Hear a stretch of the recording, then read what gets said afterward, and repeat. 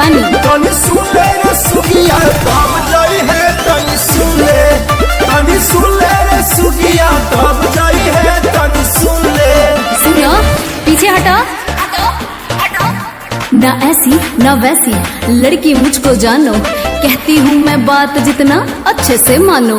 कितने आए गए तेरे जैसे दीवाने, सबको है सबक सिखाया, तू माने या ना माने, तू माने या ना माने। ओ मैं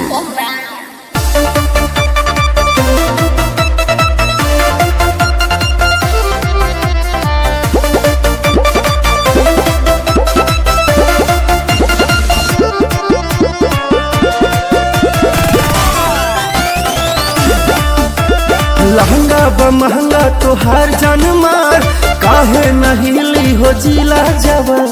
बूझी ले बाबू हो तोहर छतीसा, तोहरा तो धोइले बौही के निशा। मन तानी लइका तनी रहिले देहात में, बाकी न डेराई हम केहू के बात में। जे भी हो पसंद करी ओकरा के घेर ले, जाना तारो जान तुहारा पर बेरी बेर दे। इतना हिम्मत जानी टोला में हमारा तू आई है।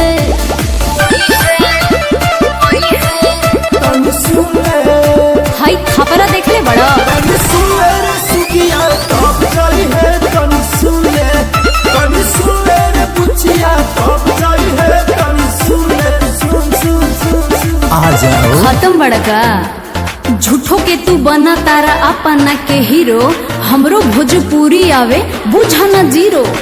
पापा से बोल दूंगी सब राज खोल दूंगी, माथा घुमाओगे तो सैंडल का सोल दूंगी।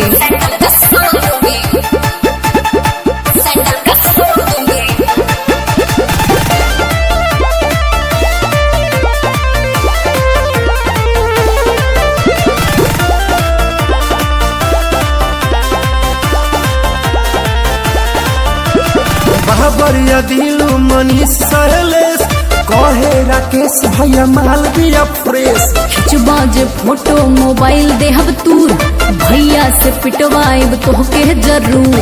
फोटो भी खिंचाएगा तेरा हाइट भी ना पाएगा, बॉडी फिगर सब कुछ मेरे आंखों में ही आएगा। देखते हैं कौन मुझे माना करे, अच्छा अपना तो ही गांव में पहचाना करे।